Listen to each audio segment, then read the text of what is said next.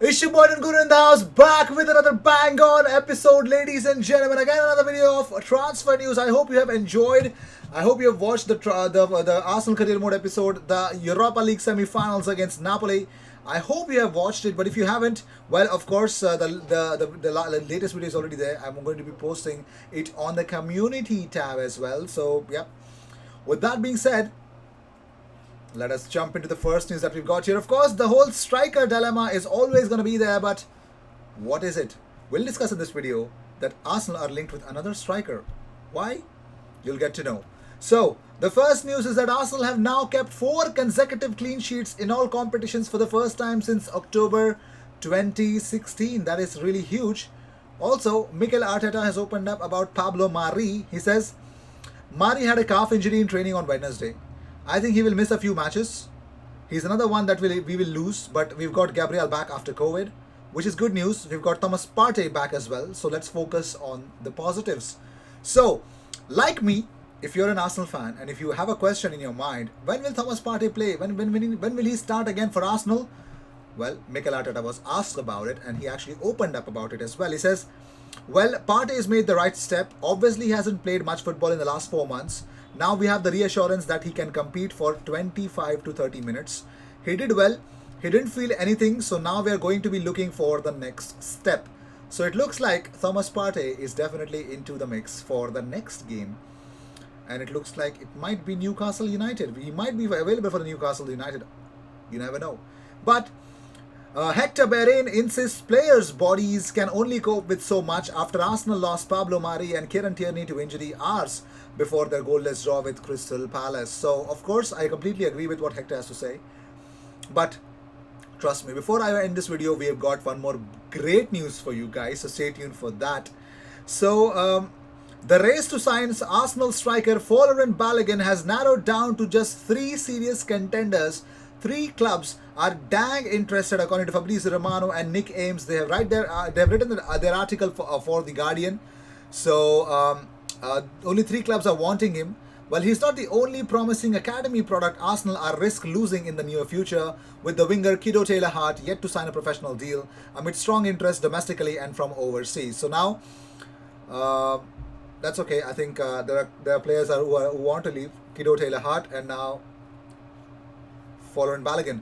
So if you don't know who is Kido Taylor-Hart, he's really a special talent. Let's see what happens to him. Will he stay at Arsenal or not? Only time will tell. However, according to Sky Germany Info, recent update about this whole Julian Brandt situation, they said the rumors about Julian Brandt joining Arsenal are not true. Even a loan is not an option for the Borussia Dortmund bosses, according to our information. Therefore, everything speaks for the German international staying in Dortmund for the moment. So, according to Sky Deutschland, no way Arsenal are going for Julian Brandt. It's not possible at the moment. And plus, most important aspect of the news that we have actually received in the recent days, in the days that I've actually I didn't even realize we have completed 15 days in the January window. So once we have done that, the reality is that, according to Sky Germany Info, so Julian Brandt to Arsenal are not true, and as per whatever news are there, Arsenal are just contemplating for the fact that they would want Julian Brandt, but they're not doing anything concrete about it. Also, David Ornstein says the biggest news that I've got here for you guys is that Kieran Tierney's injury is not serious one. Yes, David Ornstein tweets out, yes he does. David Ornstein has given us a big update about Kieran Tierney's injury. He says, Tierney's injury thought not to be serious, seems to no tear to calf muscle, plus could return for a visit of Newcastle on Monday.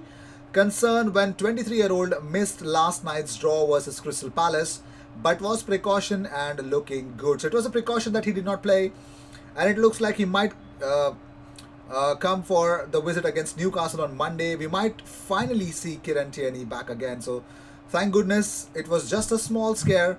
I think a small scare is definitely fine, I guess. I hope so. I guess you guys will definitely believe so as well. So Kieran Tierney is not going to lose a lot of games, ladies and gentlemen. Thank goodness. However, let's talk about another striker that Arsenal were linked to. According to Turkish journalist Serdar Ali Çelikler, whatever it is. I'm sorry if I'm pronouncing it wrong. Manchester City are close to signing Bursaspor wonder kid Ali Akman He had been linked with both Arsenal and Chelsea. I just made a video about him 2 days ago, man. And he's now linked with Manchester City and they're completely in for him. Man City literally want to sign everyone there and they don't want to give chances to their young players, and that's pretty strange. Pretty strange. Anyways, so Ray Parlour would love Arsenal to sign a special talent Wilfred Zaha, but he fears Crystal Palace won't allow the transfer. Ray Parlour believes wide man Zaha is currently almost untamable in full flight. He says, I'm sure Emery would have loved to have someone like Zaha, but again it's down to the board and money available. Pepe, they did that in a staggered way, probably paying 15 million per year, which suited the French side where he came from. Probably Crystal Palace wanted the money up front, which Arsenal could not have done at the time, because if Palace lose your best player, you need to replace him. But he also feels that Zaha showed why Arsenal would benefit from his skills. He said he got frustrated at times when they tried to kick him. We saw David Luiz going back and he reacted at times, but we all know what a special talent he is. When he's running at you full pelt, I wouldn't like to play against him as a defender. You know, he makes things happen. He goes down, he gets free kicks in good areas. He can get penalties at times. He's a real talent.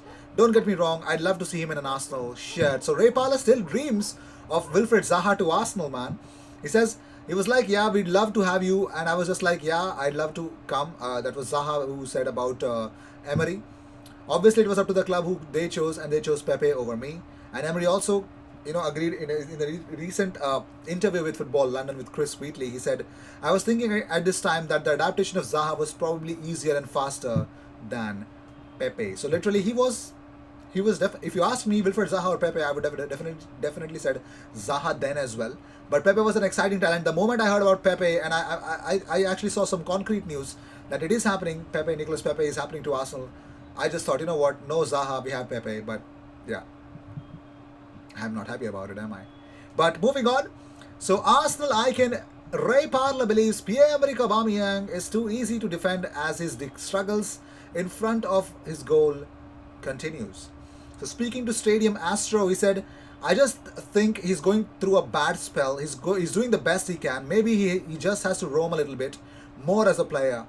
At times he's always on that left-hand side. I'd like to see him do what Eze did in the first half. Go across into the middle at times and go into areas where he can be dangerous. That might really upset the defenders you're playing against. At that moment, he's pretty straightforward to play against. Aubameyang, because you know exactly where he's going to run, you know where he's going to go.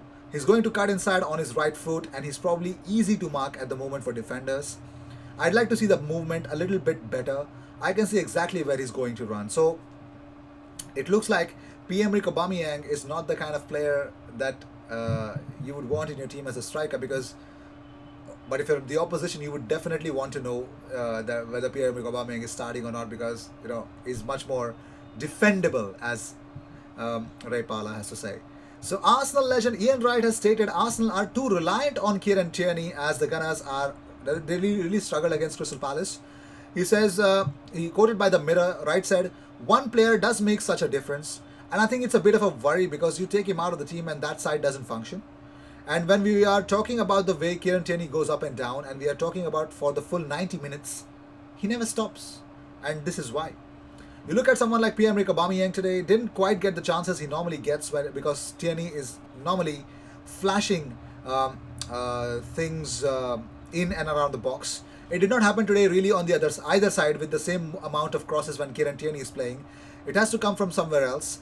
I think the set pieces today, when you consider Arsenal have a set piece coach, the goals that were coming in were very good balls. The balls that were coming in were good balls. They weren't being attacked very well. Those are the things when it's not quite going for you, when you are trying to play your game, you've got to find another way. Arsenal in set pieces, they're better. Definitely not the best. However, well, according to Sport Witness, Mesut Ozil wants 10 million euros on his contract that remains owed to him, paid over 2 years. But Arsenal are refusing and actually want to pay 10 million euros. They paid him for the first half of the season, which he hasn't played, and was left out of the squad to be paid back. So Arsenal want the 10 million euros, and Mesut Ozil says, no way, I'm not going to give you those 10 million. Oh my god. Oh, this is just a report. Don't believe it 100%. Just don't believe it 100%, trust me. And Fenerbahce management, including Kemal Danabas, Selahattin Baki and Emre Belözoğlu, were set to fly to London on Tuesday to wrap up a deal for Ozil, but the player's dispute with Arsenal has held up the transfer, with the 20 million euros difference a major stumbling block, according to Photosport. Should you believe this? I don't think so. Moving on. Arsenal are impressed by striker Ivan Toney and will continue to monitor his development at Brentford, but there is nothing imminent in their interest, according to Ryan Taylor Sport. So they are looking at the Brentford striker Ivan Toney. Is a decent player, but also according to certain other reports, they say that if Arsenal don't get Champions League football, if they don't have the money, they are definitely not going to get someone special, and Ivan Toney would be looked as a replacement.